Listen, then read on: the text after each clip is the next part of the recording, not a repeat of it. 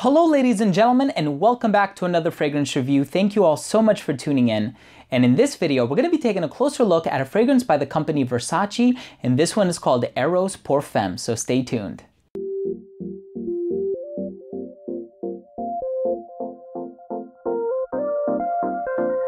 Now this fragrance was released in 2014, and of course it follows the success of the men's counterpart, which I have also reviewed, and I'm going to leave a link to that review down below.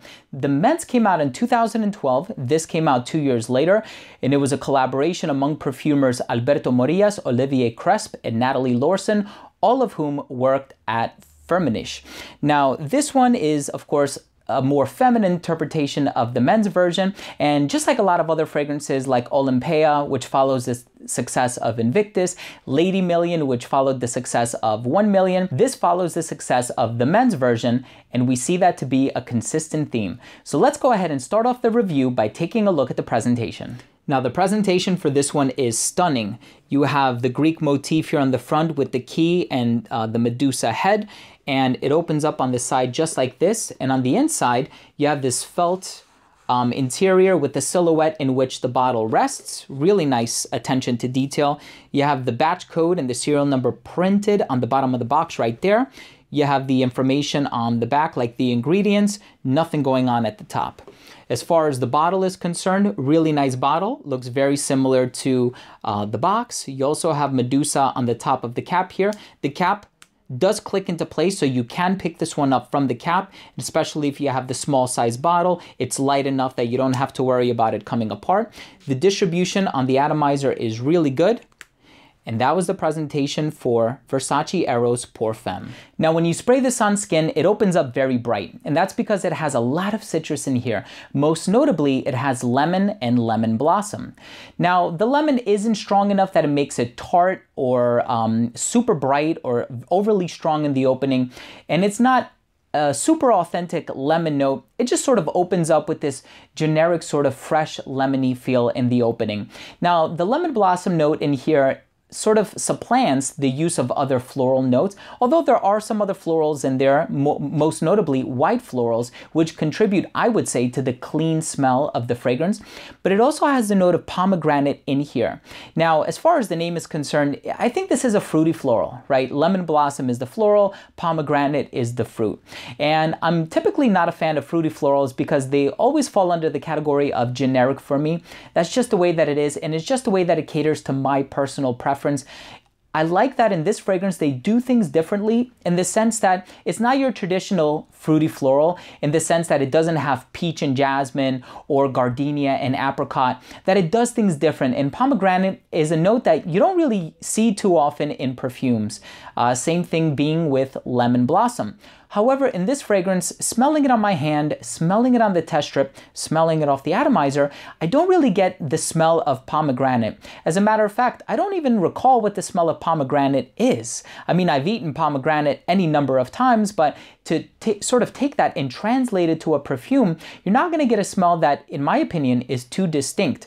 Now, I like the lemon blossom note, and of course, it also has some musky undertones, which make this fragrance smell clean. So keep that in mind. When you're wearing this scent, you want to wear it for occasions for which you want to smell clean, whether it be work or you're going on a date, night out on the town. However, it lacks that sweetness that would make it sensual or flirty, so I probably wouldn't wear this one to a bar, on a date, to a club. When you want to make yourself alluring and sensual and you want to draw people into you, I would probably reserve this for more casual encounters. Maybe if you, not in that sense, but more casual wear. So if you're wearing this to work, if you're wearing this, if you're running errands, maybe you just left the house, you were in a rush, you were in a hurry, you want to smell good. It does have a professional smell to it, so of course it always has that working in its benefit. But overall, I think it could have been a little bit sweeter. I think the florals could have been a bit more pronounced, all the while not being too heady or sharp. But I like that this florals are sort of tamed and muted, so much so that it doesn't make this a fragile composition. Let's go ahead and finish things off by taking a look at my rating. First up, I took a look at the uniqueness and the overall smell, and this isn't a very unique scent. I was sort of hoping that the pomegranate note would be a little bit more pronounced, maybe have a little bit more of a sweet nuance to it to back it up. And the florals here are kind of hum-ho, but I like the fact that it gives off a clean and mature smell, all the while making it an incredibly versatile fragrance. So I think that it certainly has that working in its benefit. As far as the longevity, it works pretty well. It is an eau de parfum concentration, which is 6 to 8 hours, and I do get about 6 or 7 hours, so it does certainly fall within the average range. Projection on this one is really good because of those citrusy, more volatile notes that we have up top, like the lemon and the lemon blossom. And as far as the versatility, I think it's incredibly versatile. It is a sort of light scent. It gives off a clean smell with the citrus and the musk, and I think the addition of that mild sweetness that you get from the pomegranate is a really nice accent to it. As far as social scenarios, you can wear this one dressed up or dressed down. However, I think it does have more of a casual feel, but it does smell mature and sophisticated at the same time. As far as the presentation is concerned, I like that it has the Greek motif, whether it be the key or Medusa. And if I had to give this one an overall score, I would give it a 3 out of 5. Now that is entirely due to personal preference. I think this is a really good scent. I think it's clean, it's musky, it's fresh, it's bright, and it does things differently enough. However, when I initially looked at the note breakdown, I thought to myself, oh wow, there's pomegranate in here. However, I feel like when I smelled the overall scent, it did under-deliver a little bit for me, but that doesn't change the fact that it's a great smell, and I think it's one that will yield a lot of compliments as well. So definitely make sure to go out there and try it for yourself.